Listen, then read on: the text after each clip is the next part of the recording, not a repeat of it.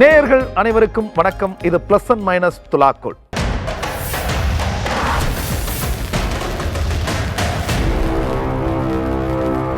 பொதுவாக ஒரு திரைப்படத்தை நாம் திரையரங்கத்துக்கு போய் நேரம் செலவிட்டு பார்க்கிற பொழுது நமக்கு ரெண்டு விஷயம் நடக்கணும். ஒன்று, அந்த திரைப்படம் நம்மளை என்டர்டெயின் பண்ணணும், இல்லைனா என்கேஜ் பண்ணணும். இது ரெண்டில் ஒன்று நடந்தாலும் மகிழ்ச்சி, இரண்டுமே சேர்ந்து நடந்துச்சுன்னா அது பெரும் மகிழ்ச்சி. ஆனால் ரெண்டுமே நடக்கலைன்னா அது ஒரு பெரிய ஏமாற்றம். அந்த வகையில் இந்த வாரம் நாம் ஒரு திரைப்படத்தை போய் பார்த்தோம். அந்த திரைப்படம் பெயர் எது அப்படின்னா ஆரியன் தான். பாபி சார், உண்மையிலே திரட்டு இருக்கா ஆர் இஸ் இட் ஓவர்? இப்போ இங்கே நடந்துட்டு இருக்கிறது, நடக்க போகிறது எல்லாம் வெறும் ஆரம்பம் மட்டும்தான். ஆரம்பம்னா beginning of what? How about that boy of yours? அந்த கொடைக்கானல் சீரியல் கில்லிங்கை சால்வ் பண்ணாரு. கொலை நடக்கிறதுக்கு சரியாக 1 மணி நேரம் முன்னாடி கொல்ல போகிற கேரக்டர் பேரை வெளிப்படுத்துவேன். மொத்த உலகமே பார்க்கும்போது அவன் ஒரு உயிரை கூட எடுக்கக்கூடாது. நீங்கள் வேணா காப்பாற்ற ட்ரை பண்ணுங்க, but they will die.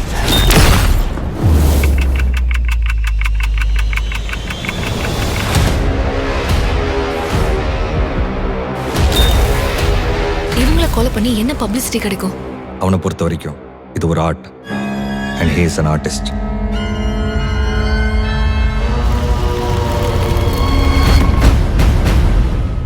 Aryan திரைப்படம் நமக்கு மகிழ்ச்சியை கொடுத்துச்சா, பெருமகிழ்ச்சியை கொடுத்துச்சா, இல்லை ஏமாற்றத்தை கொடுத்துச்சா அப்படிங்கிறத இந்த நிகழ்ச்சியில் பார்த்துட போகிறோம். வாங்க நிகழ்ச்சிக்குள்ளே போகலாம்.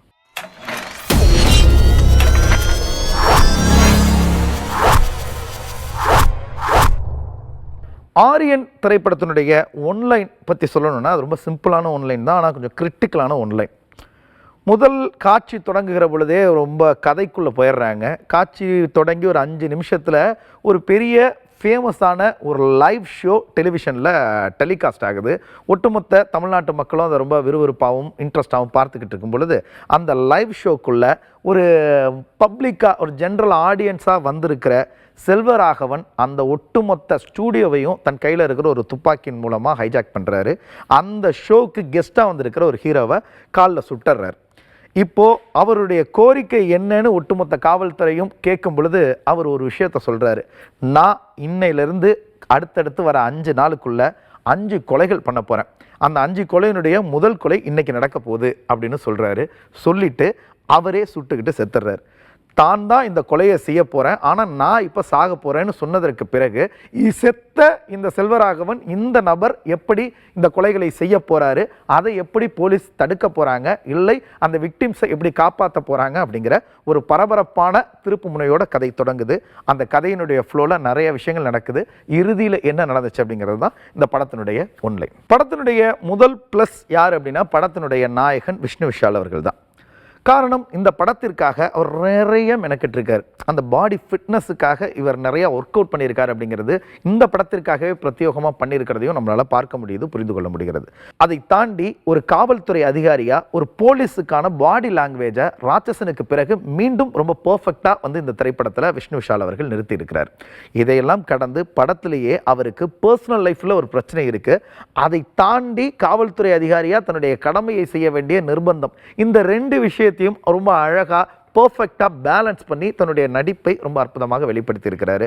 தன்னுடைய நடிப்பின் மூலமாகவும் இந்த டெடிகேஷனின் மூலமாகவும் இந்த படத்திற்கு இவர் போட்ட அந்த மெனக்கடலின் மூலமாகவும் இந்த படத்தினுடைய ப்ளஸ்ஸாக மாறி ஹீரோ விஷ்ணு விஷால் இந்த படத்தை ஒரு படி இப்படி மேலே ஏற்றி மக்கள் மனசில் வைக்கிறார்.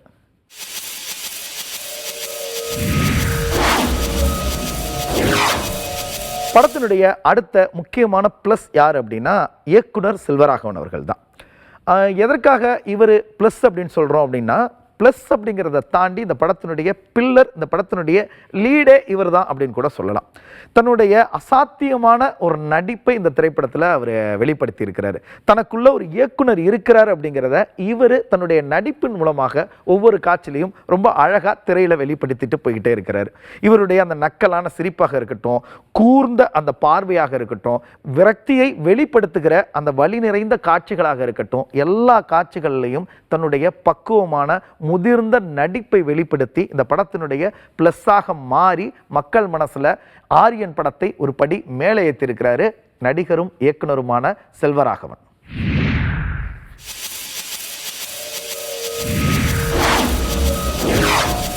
படத்தினுடைய அடுத்த ப்ளஸ் படத்தின் இயக்குனர் பிரவீன் கே அவர்கள்.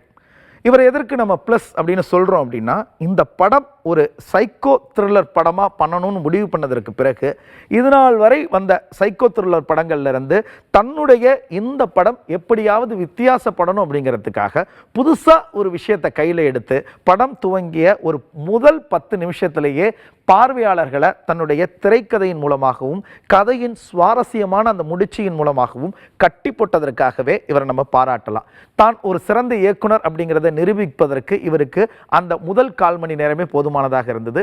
தன்னுடைய அசாத்தியமான கதை களத்தின் மூலமாக ரசிகர்களை ஈர்த்த இயக்குனர் பிரவீன் கே இந்த திரைப்படத்தின் ஒரு பிளஸ்ஸாக மாறி ரசிகர்களின் மனசுல ஆரியன் படத்தை ஒரு படி மேலே ஏற்றி வைக்கிறார்.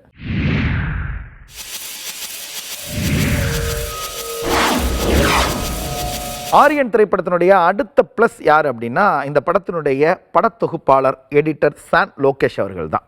சான் லோகேஷை பொறுத்த வரைக்கும் அவர் இதற்கு முந்தி நிறைய சைக்கோ த்ரில்லர் படங்கள் பண்ணியிருக்கிறாரு, எடிட் பண்ணியிருக்கிறாரு. அதில் ராட்சசனும் ஒன்று. ராட்சசன் திரைப்படத்தினுடைய வெற்றிக்கு அவருடைய அந்த படத்தொகுப்பும் ஒரு முக்கியமான விஷயமாக பேசப்பட்டுச்சு. அதே மாதிரியான அதே ஜானரில் வெளிவந்திருக்கிற அதே ஹீரோ நடித்திருக்கிற ஆரியன் திரைப்படத்திற்கும் அவரே படத்தொகுப்பாளராக அமைந்திருப்பது நிச்சயமாக இந்த படத்திற்கு ஒரு ப்ளஸ் தான். படத்தினுடைய காட்சிகளை சட்டுன்னு கட் பண்ணி ரொம்ப நேர்த்தியான ஒரு கோர்வையை கொடுத்து பார்க்கும் பார்வையாளர்களுக்கு எந்த விதமான அயற்சியும் வந்துவிடக்கூடாது, அதே நேரத்தில் திரைக்கதையினுடைய வேகத்திற்கும் காட்சிகள் ஈடு கொடுக்கணும் அப்படிங்கிறத ரொம்ப நேர்த்தியாக புரிஞ்சுக்கிட்டு தன்னுடைய வேலையை ரொம்ப சிறப்பாக பண்ணியிருக்கிறாரு. படத்தொகுப்பாளர் சான் லோகேஷ் இந்த படத்தினுடைய பிளஸ்ஸாக மாறி ஆரியன் திரைப்படத்தை மக்கள் மனசில் ஒரு படி மேலே கொண்டு போய் வைக்கிறார்.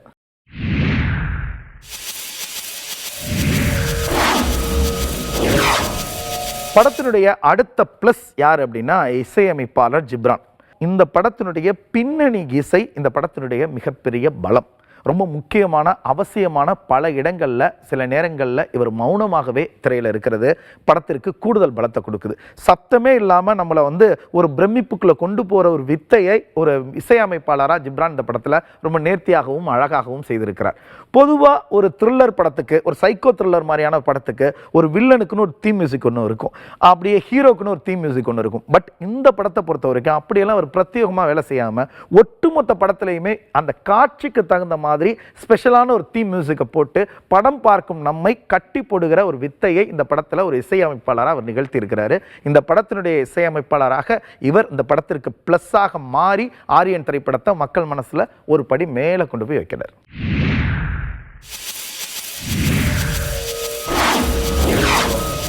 ஆரியன் திரைப்படத்தினுடைய பிளஸ் என்ன அப்படிங்கிறத டீட்டெயிலாக பார்த்தோம்.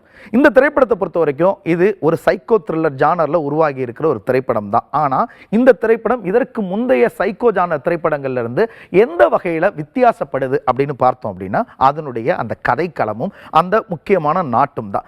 அதை சரியாக இவர்கள் பயன்படுத்தி இருந்தால் இந்த படம் இன்னும் கூடுதலான ஒரு பெரிய வெற்றியான படமாக மாறி இருக்கும். ஆனால் எங்கேயோ ஏதோ ஒரு இடத்துல இவங்க தவறு செஞ்சுருக்காங்க. அந்த தவறினால தான் இந்த படம் ஒரு பெரிய வெற்றி படமாக இல்லாமல் ஒரு ஆவரேஜான ஒரு படமாக அந்த ஸ்டேஜில் நிற்கிது. அப்படி இது ஒரு ஆவரேஜ் படமாக மாறியதற்கு காரணம் என்ன, இந்த படத்தினுடைய மைனஸ் என்ன அப்படிங்கிறத இப்போ நாம ஒன்று பார்த்துருவோம். இந்த படத்தினுடைய முதல் மைனஸ், ரொம்ப முக்கியமான மைனஸ், அதற்கு காரணம் யார் அப்படின்னா படத்தினுடைய இயக்குனர் பிரவீன் கே அவர்கள் தான். இந்த திரைப்படத்தை பொறுத்த வரைக்கும் இது ஒரு சைக்கோ கில்லர் ஜானர் திரைப்படம். பொதுவாக ஒரு சைக்கோ கில்லர் திரைப்படத்தை பார்க்கும் பொழுது அந்த சைக்கோவை எப்படியாவது பிடிச்சிடணும், அவனோட இவ்வளோ கொடூரமான ஒரு ஆளாக இருக்கான், அவனுக்கு சரியான தண்டனை கிடச்சிடணும், அவனை எப்படியாவது நெருங்கிட மாட்டாங்களா, அவனை எப்படியாவது கொண்டுட மாட்டாங்களா அப்படிங்கிற ஒரு கியூரியாசிட்டியோட தான் தியேட்டரில் படம் பார்க்குற ஆடியன்ஸ் இருப்பாங்க. ஆனால் அந்த கியூரியாசிட்டி இந்த படத்தில் டோட்டலாக மிஸ். காரணம் என்ன அப்படின்னா, படத்தினுடைய கொலைகாரனாக சொல்லப்படுகிற அந்த சைக்கோ படம் துவங்கிய ஒரு 10 நிமிஷத்திலேயே இறந்துடுறாரு, உயிரை விட்டுறாரு. அதன் பிறகு என்னதான் இன்வெஸ்டிகேஷன் நடந்தாலும், என்னதான் காட்சிகள் பரபரப்பாக இருந்தாலும், என்னதான் புத்திசாலித்தனமாக திரைக்கதையை அமைத்திருந்தாலும், யாரை தேடி இந்த காவல்துறை ஓடுறாங்க, யாரை பிடிக்க போறாங்கன்ற எந்த விதமான புரிதலும் எந்த விதமான பிடிப்பும் இல்லாமல் கதை நகர்றது படம் பார்க்குற நமக்கு ஒரு பெரிய அயற்சியை கொடுக்குது. இவங்க அந்த கொலையை தடுக்கட்டும், ஆனால் இந்த கொலைக்கு காரணமானவனை தான் செத்துட்டானே, அவனை பிடிக்க முடியலையே, அவங்களால அவனுக்கு தண்டனை கொடுக்க முடியலையே அப்படிங்கிற மாதிரியான ஒரு சின்ன ஏமாற்றமும் படம் பார்க்கும் ரசிகர்களுக்கு வருவதை தவிர்க்க முடியல. அப்படி ஒரு திரைக்கதையும் அப்படி ஒரு கதை களத்தையும் தேர்ந்தெடுத்தது இந்த படத்துக்கு ஒரு பெரிய மைனஸ். அதனால் அந்த மைனஸுக்கு காரணமான பிரவீன் கே இந்த படத்தை மக்கள் மனசிலிருந்து ஒரு படி கீழே இறக்கிறார். படத்தினுடைய அடுத்த மைனஸ் அது விஷ்ணு விஷால் அவர்களுடைய அந்த கேரக்டரைசேஷன் தான். இவர் ஒரு காப்பா வராரு, ஒரு போலீஸ்காரர் ஒரு இன்டெலிஜென்ட்டான ஒரு இன்வெஸ்டிகேஷனை நடத்தினா மட்டும்தான் அவருக்கான வேல்யூ அந்த படத்தில் இருக்கும். இந்த படத்தினுடைய அந்த சைக்கோ ஒன்று சொல்லிட்டு தற்கொலை பண்ணிக்கிறான். என்ன சொல்கிறான்னா, நான் 5 பேரை கொலை செய்ய போகிறேன், அதில் முதல் ஆள் நான் தானு தன்னையே அவன் சுட்டுக்கிட்டு தற்கொலை பண்ணி இறந்துடுறான். அவன் கொலை செய்ய போகிறது 4 பேர். அடுத்தது அவங்கள யாரையாவது ஒருத்தரை 2 பேரை காப்பாற்றிருந்தா தானே அந்த ஹீரோவுக்கான தேவை இருக்கும். அப்போ தானே அந்த இன்வெஸ்டிகேஷனில் ஒரு இன்டெலிஜென்ஸ் இருக்கும். அதெல்லாம் எதுவுமே இல்லாமல் எல்லா இடங்கள்லையும் ஒரு ஹீரோ கோட்டை விட்டுக்கிட்டே இருக்கிறாரு. அவருடைய இன்வெஸ்டிகேஷன் ரொம்ப புத்திசாலித்தனம் இல்லாமல் சோவையாக இருக்கும் பொழுது அந்த கேரக்டர் மேலே இருக்கிற அந்த வெயிட்டேஜை கம்ப்ளீட்டாக குறையுது அப்படின்னு தான் சொல்லணும். அப்படி ஒரு வெயிட்டேஜ் இல்லாத ஒரு கேரக்டரை ஏற்று நடித்திருப்பதனால் விஷ்ணு விஷால் அவர்கள் இந்த திரைப்படத்தில் ஒரு மைனஸாக மாறி இந்த திரைப்படத்தை மக்கள் மனசுல இருந்து ஒரு படி கீழே இருக்கிறார்.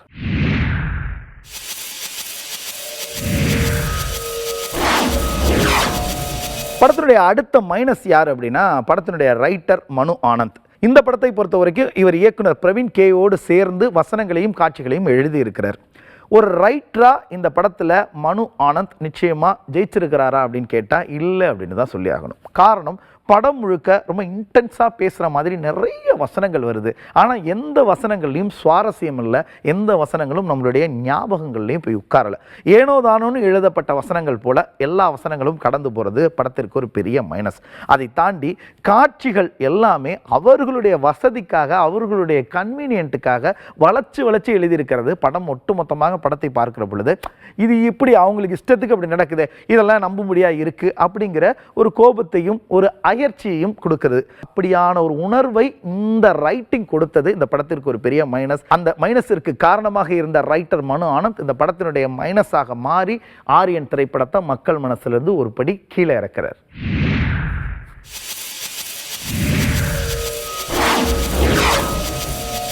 படத்தினுடைய அடுத்த மைனஸ் இசையமைப்பாளர் ஜிப்ரான் அவர்கள். பின்னணி இசையில் இந்த படத்திற்கு ஒரு பெரிய பேக் போனாக செயல்பட்ட ஜிப்ரான் பாடல்களில் 100% கோட்டை விட்டுருக்கிறார் அப்படின்னு தான் சொல்லணும். படத்தில் 3 இல்லை 2 அல்லது 3 பாடல்கள் தான் இருக்குது. எந்த பாடலுமே நம்மளுடைய மனசுக்கு நெருக்கமாக இல்லை, ஏன் நம்மளுடைய செவிகளுக்குள்ளே கூட நுழையலை.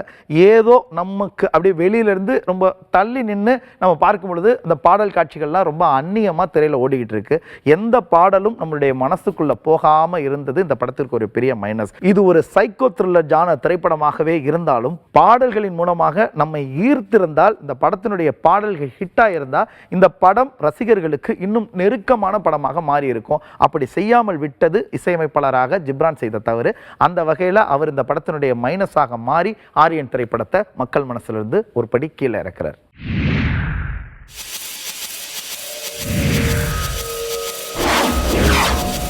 இந்த படத்தினுடைய அடுத்த மைனஸ் என்ன அப்படின்னா, படத்தில் இருக்கிற தேவையில்லாத காட்சிகள்.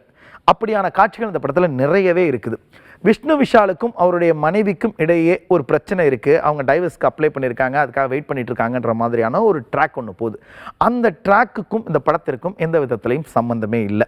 அந்த காட்சிகளை தூக்கியிருந்தால் படத்திற்கு, படத்தினுடைய கதைக்கு எந்த விதத்திலையும் பாதிப்பு வந்திருக்காது. அதே மாதிரி ஒரு ரவுடி, அந்த ரவுடியை விஷ்ணு விஷால் கைது செஞ்சுட்டதுக்காக அந்த ரவுடியினுடைய அண்ணன் விஷ்ணு விஷாலை பழி வாங்கிறதுக்காக செகண்ட் ஹாஃப்லேருந்து தன்னுடைய ஆட்களை வச்சு துரத்துறாரு. அது ஒரு ஃபைட் சீக்வன்ஸுக்காகத்தான் அப்படிங்கிறது நமக்கு போகிற போக்கில் தான் தெரியுது. ஒரு ஃபைட்டு வைக்கணுங்கிறதுக்காக தான் இவ்வளோ பெரிய விஷயத்தையே நீங்கள் ஆட் பண்ணியிருக்கீங்களா அப்படிங்கிற ஒரு கேள்வி வருது. அந்த சண்டை காட்சி, விஷ்ணு விஷாலுக்கும் அவருடைய மனைவிக்கும் இடையேயான அந்த சண்டை காட்சிகள், அந்த டைவர்ஸ் காட்சிகள், கோர்ட் சீன்ஸ், இது எல்லாத்தையும் தூக்கி இருந்தாலும் இந்த படத்தினுடைய கோர் கான்செப்ட் இருக்கு இல்லையா, அது கொஞ்சம் கூட பாதிக்கப்பட்டிருக்காது. அப்படி தேவையில்லாத பல காட்சிகளை இந்த படத்தில் இடைச்சொருகள் செய்ததனால் இந்த படத்திற்கு அது ஒரு பெரிய மைனஸாக மாறி மக்கள் மனசில் அந்த படத்தை ஒரு படி கீழே இறக்குது.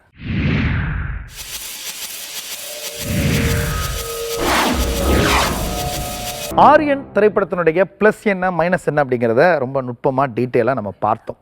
இந்த திரைப்படத்தை பொறுத்த வரைக்கும் இந்த திரைப்படத்தினுடைய அந்த மையக்கரு, அந்த கதையினுடைய நாட்டு இருக்கு இல்லையா, அது ரொம்ப கிரிட்டிக்கலான ஒரு விஷயம். அதை அத்தனை எளிதில் கையாண்ட முடியாது, ரொம்ப நுட்பமாக கையாளணும். அதை இந்த டீம் சரியாக செஞ்சுருக்காங்களா இல்லையா அப்படிங்கிறது தான் நம்ம மாற்றி மாற்றி பேசணும்.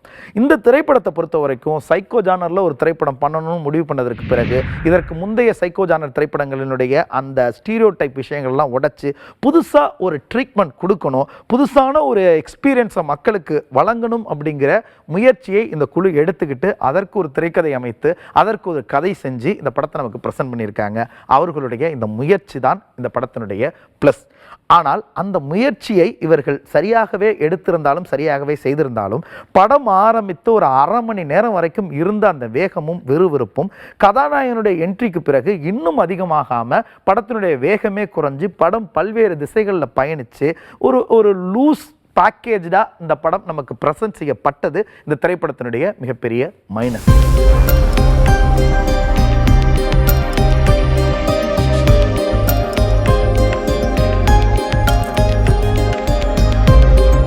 படம் நிகழ்வது இந்த காலகட்டமாக தான் காட்டுறாங்க.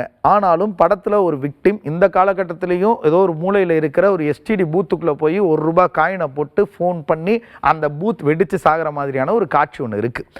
இந்த காலகட்டத்திலையும் இப்படியான ஒரு காட்சி, இப்படியான ஒரு யோசனை தான் செஞ்சு அந்த காட்சியை வைக்கணுமா அப்படிங்கிற கேள்வி நமக்கு வருது. இந்த காலத்தில் யார் எஸ்டிடி பூத்தெல்லாம் பயன்படுத்துகிறா, முதல்ல எங்கே அது மாதிரியான எஸ்டிடி பூத் இருக்குது அப்படிங்கிற கேள்வி வருவதை தவிர்க்க முடியல.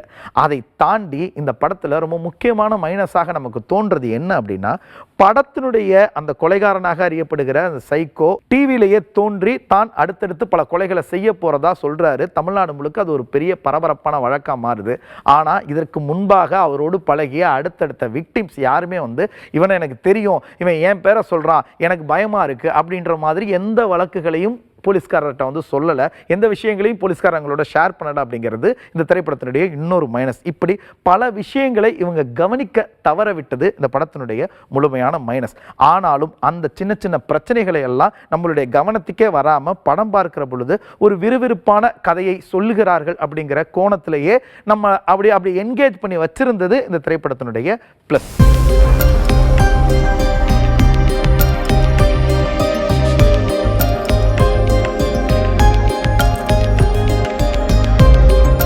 ஒரு மிகச்சிறந்த எழுத்தாளரை, ஒரு மிகச்சிறந்த ஆளுமையை, ஒரு மிகச்சிறந்த கலைஞனை இந்த சமூகம் புறக்கணித்து விட்டால், அவனை கவனிக்காமல் அப்படியே கடந்து சென்று விட்டால் அவனுடைய கோபம் எப்படியானதாக மாறும், அதனுடைய விளைவுகளை இந்த சமூகம் எப்படி எதிர்கொள்ளும் அப்படிங்கிற கோணத்தில் இந்த திரைக்கதையை இவர்கள் செய்திருப்பது இந்த திரைப்படத்தினுடைய ப்ளஸ். ஆனால் அதே நேரத்தில் தான் இந்த சமூகத்தினால புறக்கணிக்கப்பட்டோம் அப்படிங்கிறதுக்காகவே இந்த சமூகத்தினால புறக்கணிக்கப்பட்ட வேறு சிலரையும் தேர்ந்தெடுத்து அவர்களை கொல்வது எந்த விதத்தில் நியாயம் அப்படிங்கிற கேள்வி படம் பார்க்கும் ரசிகர்கள் எல்லாருக்குமே வருது. தன்னை பாதித்த தான் யாரால் பாதிக்கப்பட்டோமோ அவனை கொண்டு இருக்கலாம், இல்லை இவரை போலவே இருக்கிற விக்டிம்ஸ் யாருனால பாதிக்கப்பட்டாங்களோ அவங்கள கொண்டு இருக்கலாம். அதெல்லாம் செய்யாமல் நான் பாதிக்கப்பட்டேன், நான் சாகுறேன், என்னை போலவே பாதிக்கப்பட்ட நீங்களும் சாகுங்க அப்படிங்கிறது எந்த விதத்தில் லாஜிக், எந்த விதத்தில் எத்திக்ஸ் அப்படிங்கிறது தெரியல. அப்படியான ஒரு முட்டாள்தனமான லாஜிக்கையும் முட்டாள்தனமான எத்திக்ஸையும் சரின்னு நிறுவுற மாதிரி கிளைமாக்ஸில் அந்த ப்ரீ கிளைமாக்ஸ் காட்சிகளில் இவங்க சில வசனங்கள் வச்சிருக்கிறது, சில விஷயங்களை பேசுறது, டீல் பண்ணுறதெல்லாம் ரொம்ப அபத்தமாக இருந்தது. அந்த அபத்தம் இந்த படத்தினுடைய மிகப்பெரிய மைனஸ்.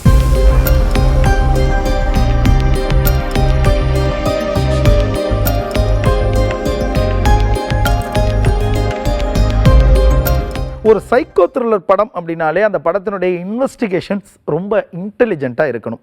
அப்படி எந்த காட்சிகள்லையும் ரொம்ப இன்டெலிஜென்ட்டான இன்வெஸ்டிகேஷன் முறை இல்லாமல் போனது இந்த படத்தினுடைய மிகப்பெரிய மைனஸ். ஆனால் அதை தாண்டி இந்த படத்துக்குள்ள ஒரு ஆன்மா இருக்குது, ஒரு சோல் இருக்குது. இந்த சமூகத்தினால புறக்கணிக்கப்பட்ட சில மனிதர்களை ஆமா இல்லை நாமளும் கவனிக்காமல் போயிட்டோம்ல அப்படிங்கிற ஒரு கேள்வியை, ஒரு குற்ற உணர்ச்சியை படம் பார்க்குற ஆடியன்ஸ்க்கு சரியோ தப்போ இது எழுப்புது அப்படிங்கிறத நம்மளால் மறுக்க முடியல. அதை தாண்டி பல கமர்ஷியல் படங்களுக்கு மத்தியில் நேர்மையாக ஒரு படத்தை சொல்லணும், அதுவும் ஒரு த்ரில்லர் படத்தை வேற ஒரு எக்ஸ்பீரியன்ஸில் வேற ஒரு ட்ரீட்மெண்ட்டில் சொல்லணும்னு இவங்க எடுத்திருக்கிற அந்த முயற்சியை நம்ம பாராட்டலாம். இந்த படம் அதை தாண்டி ஒரு முறை குடும்பத்தோடு பார்ப்பதற்கு உகந்த படம் அப்படிங்கிறது இந்த படத்தினுடைய மிகப்பெரிய ப்ளஸ்.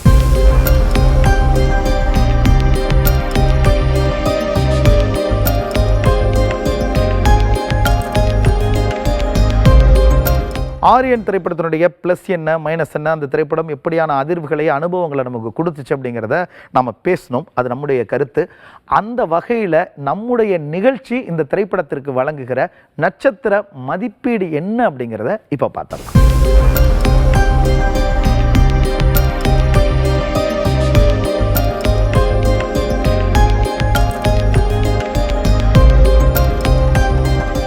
ஆரியன் திரைப்படத்திற்கு நம்முடைய நிகழ்ச்சி வழங்கியிருக்கிற நட்சத்திர மதிப்பீடு 3.